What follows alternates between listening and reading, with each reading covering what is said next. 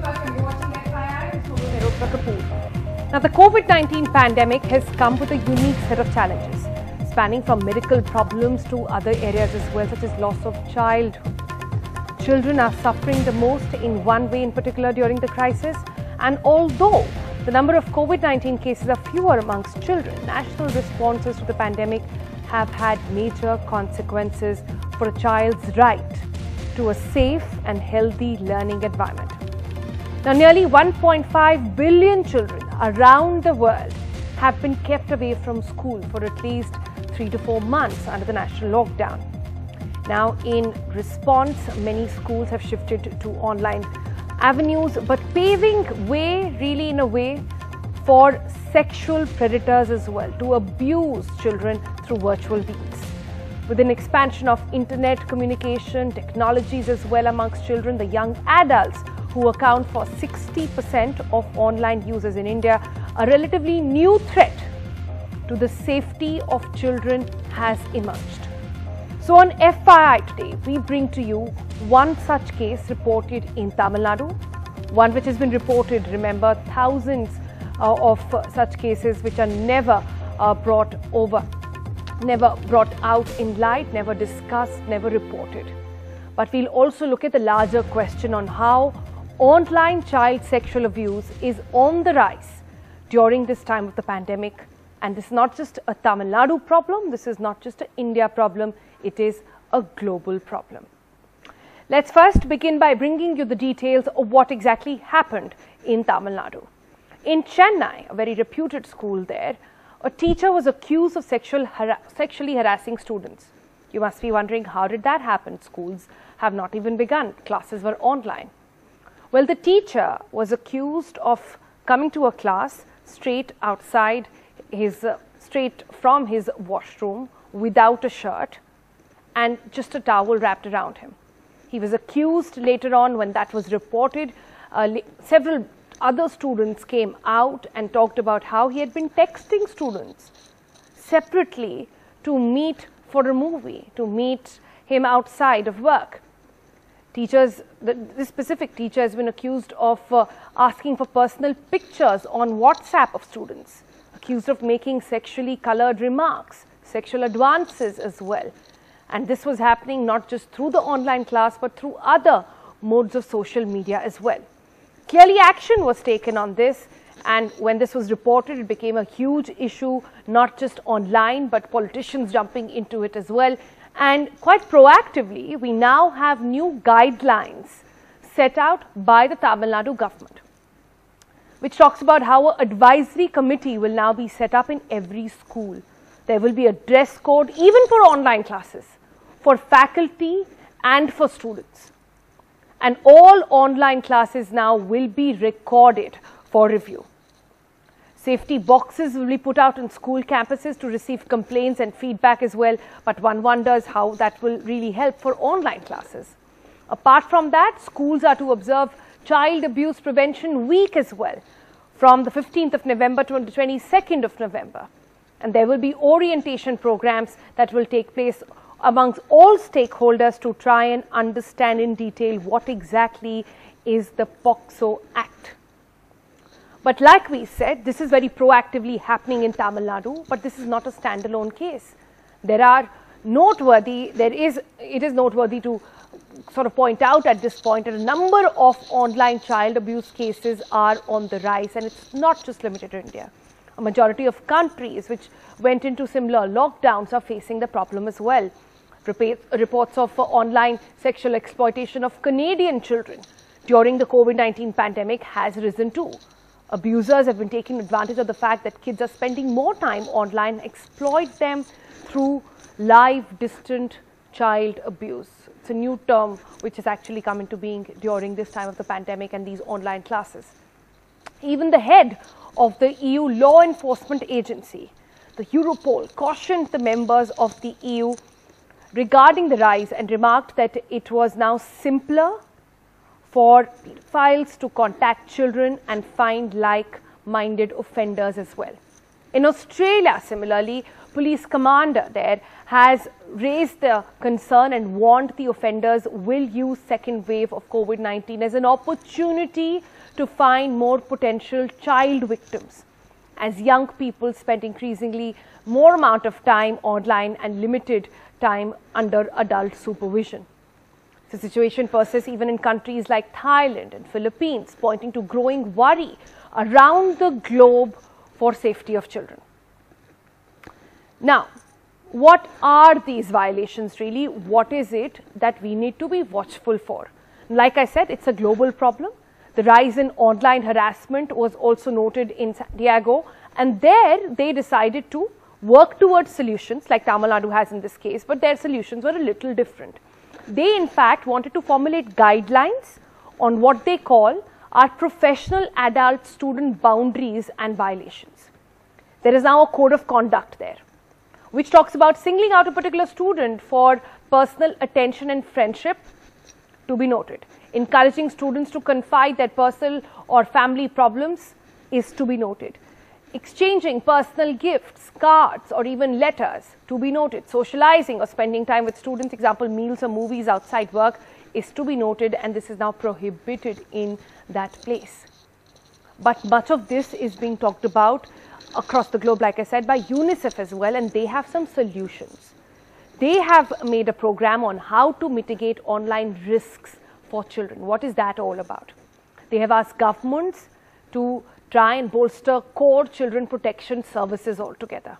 Educational initiatives are to be taken on child online safety. Local helplines and hotlines are to be set up for harassment and child abuse. And IT companies, this is interesting, must ensure online platforms have enhanced safety and safeguarding measures as well. Schools must promote and monitor good online behavior, and school must also ensure children have access to school-based counseling services. Parents must have open dialogue with children on how and with whom they are communicating online. Parents must also be on alert for any sort of signs of distress that might arrive in children. They must also have access to numbers of support, and this should be circulated so that parents, students, all of them have access to it and they can be reached out to in case there is need. But while there seems to be ample solutions, programs doing on the rise to actually work on this front, how feasible is this to really implement in a country like India? And how feasible is it to generally do this in a situation so unique like the pandemic? To discuss this, we've got with us some teachers. We'll hopefully be joined by some parents also very soon, and we also have with us Dr. Deepak Raheja. He's a psychiatrist, and we'll try from Hope Care India, and we'll try to understand from him what are some of the telltale signs that we need to be careful about. So first I want to go across to the teachers. They both join us from Chennai. We have the principal of the Union Christian Matriculation Higher Secondary School from Chennai. Let me go across to her first. I want to understand, ma'am, from you, when this case came to light, there is uproar, there's a lot of debate online on how actually this can be controlled, and now there is talk of recording all the online sessions. What I hear from students, from parents that have been seeing their views online, is that there is very limited way in which parents who are both working can have 24-hour supervision on what the child is doing and what's happening in the class. So the burden of responsibility here really shifts to the school. What are your thoughts on this, and what exactly are teachers and school authorities doing to try and curb this problem? When the online classes started, it was a difficult prospect for us to get into this technology of online classes. So actually this sort of sexual abuse coming in has really shaken us all up. Although we have certain conditions, from the very beginning. For example, we have counselors in our school, And from the very beginning, as we started off the online classes, just to counsel the children about attending these classes and to keep them motivated, we had our counselors addressing the children. But I think now that we are in this kind of situation, bringing the counselors into these regular online classes has been a good thing, because the counselor is able to, quickly identify if something is wrong with the child as they interact with the children. And there is a hierarchy that is there. You have the counselors, you have the class teachers, and then it comes to the vice principals and the principal, and then the management. So when there is a hierarchy set up, and when even a small thing is reported, we can immediately take action on that. Ma'am, can I ask you to the child versus these counselor ratio? How many counselors do you have per student? We have one counselor in our school, and our school has a number of around 800 students. But the counselor interacts, even online, the counselor interacts with the child every week, with every class. And in one class, we have around 30 students. Do you think this number is enough? You think one counselor is enough to deal with a situation like this? Especially when you're talking to kids who anyways find it hard to first understand that something is wrong and further to report it? As of now, I think we find it is enough, because the number of students, the one thing we have to understand is the number of students who attend the online classes. It's not a regular number. We don't have all the 30 students attending the class. So that is another worry actually. So yeah, that's a different conversation altogether. Yes. But I'm just talking about, and this can actually dissuade others as well, if I can say that. Let me go across to Nisha Anil John. She is the Vice Principal of the Union Christian Public School in Chennai. Ma'am, your thoughts on what's happening? Very troubling, the news that is coming out of Chennai. But again, to point out that in this case, we haven't put out those screenshots that were circulated online and things that were shared. The details with which the teacher went out to ask for personal details of the child, telling her that she looks good in a particular dress or a particular color, saying, oh, I am free today, why don't we catch up for a movie? And it was only one courageous student, senior student, class 12th, who replied back to the teacher and said that this is an extremely inappropriate conversation to have.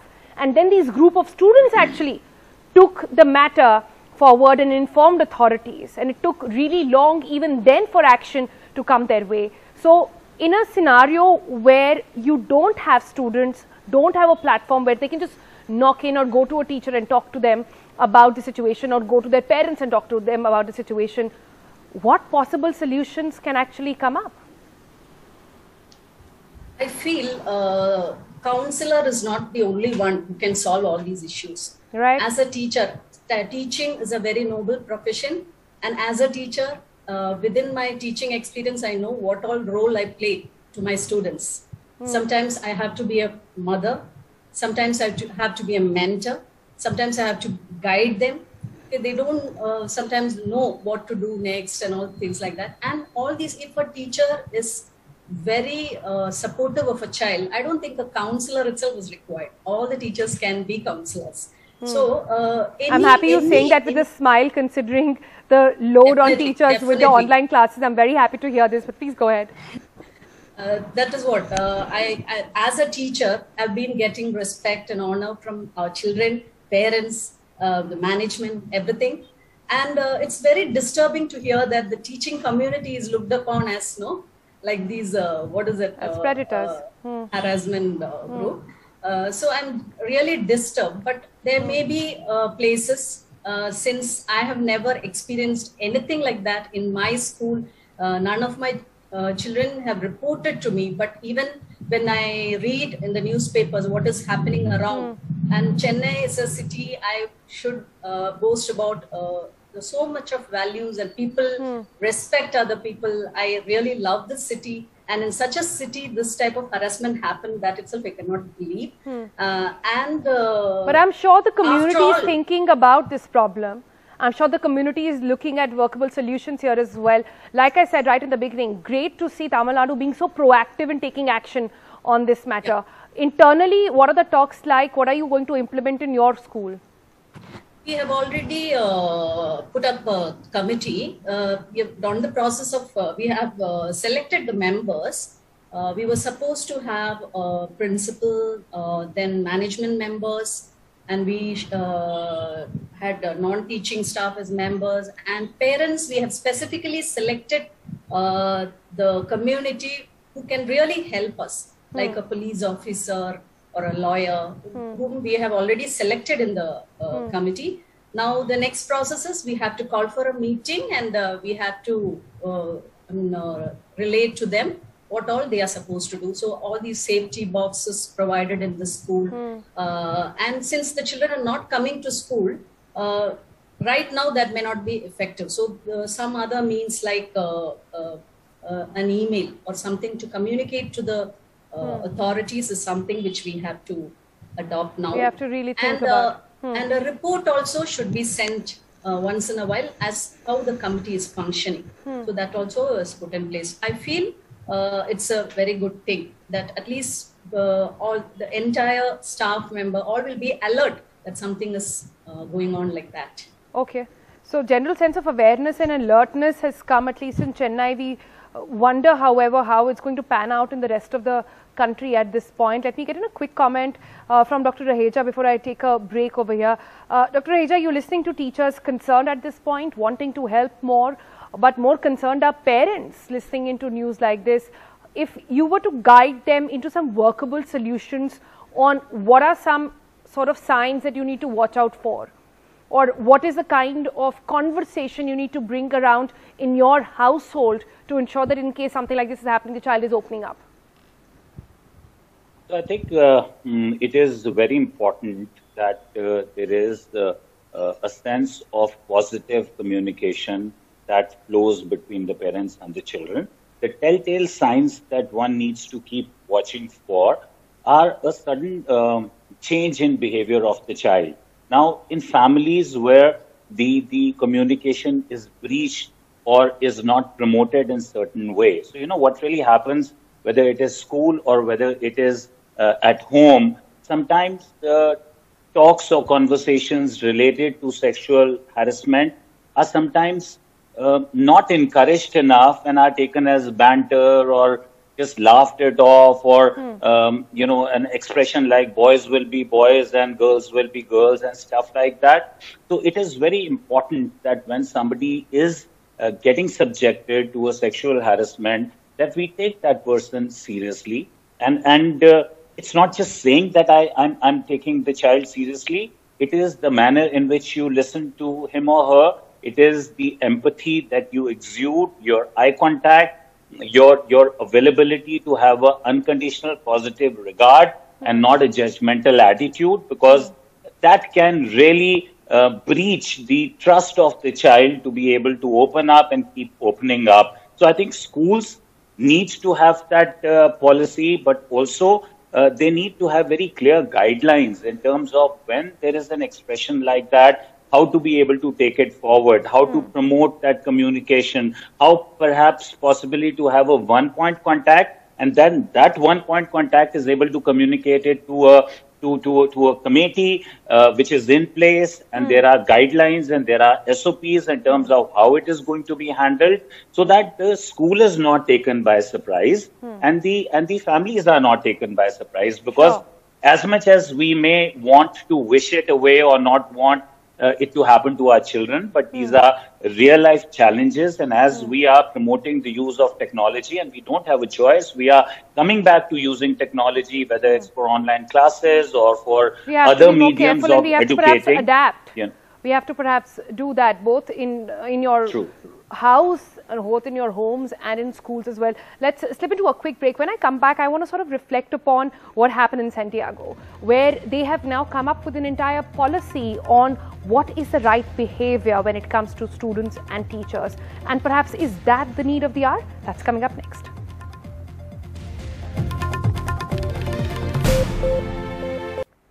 Welcome back on FII. Today we are discussing the very troubling news coming in from Tamil Nadu, where we've seen online sexual harassment actually being faced by some students as they were in middle of their class, and how this is a growing trend, not just in India but across the globe as well. I have time for some quick last comments. I want to go across very quickly to Nisha Anil John. Ma'am, at this point, I in my explainer also pointed out about how in Santiago they have now gotten a protocol on what is the best means of behavior and what are some of the red flags in the relationship of a teacher and a student. And not to say that this is only happening on online classes, well, lots of studies are saying that access to online education, not just that, but any sort of entertainment online also is leaving kids vulnerable. But at least when they are in classes, is that something that should be underlined very clearly, understood in ways of workshops with students and teachers? Yes, ma'am. Actually, it is necessary to sensitize children regarding the behavior that they also should have towards others. And teachers, the content that they share and the messages that they pass on, everything they have to be very careful. You cannot converse with a child as we converse to a friend or anything like that. We cannot encourage them to go haywire or show any other misbehavior or anything like that. We cannot encourage children to do that. So we have to keep talking to them through lessons. Also, we can connect values. Nowadays, what is happening is because of the lack of awareness among the children also, when they grow up, they don't know what to do. Let them respect the other gender. That is one thing which we have to teach them in school. So in the school level, all these should start. But it's not just kids. It's apart from telling them what is the right way to behave, perhaps it's also important to understand and tell them what is not right and what should not be tolerated. I think that's what I'm trying to get at. And if I can get Principal on the program as well to give a quick comment on that. Ma'am, please go ahead. Yeah, boundaries have always been there between the student and the teacher. There's always been there. But I think time has come to put it down in paper. There's always an understanding, that a teacher can only go this far with a child. It's an unwritten code that every teacher knows as they work with the children. Right. But I think the time has come when instead of just having it as an unwritten code, put it down on paper and say, this is as far as you are allowed to go, and you cannot go further than this. Right. So it's very clear. And so when somebody crosses the boundary, immediately they can, you can say, you have already been given the boundaries to where you can and not go further. And so establish boundaries, put them on paper, have a very clear Lakshman Rekha on what the relationship is moving forward as well. So I'm sorry I'm out of time, so we'll have to leave it there for the moment. But we really hope that this is adapted not just by Tamil Nadu but across the country as well. While we are pretty sure that while it's the only case that has come to fore and come to light, there are several others, and people and kids are still quiet about that. That's all on FII today. We'll see you again tomorrow at 6:30. Goodbye for now.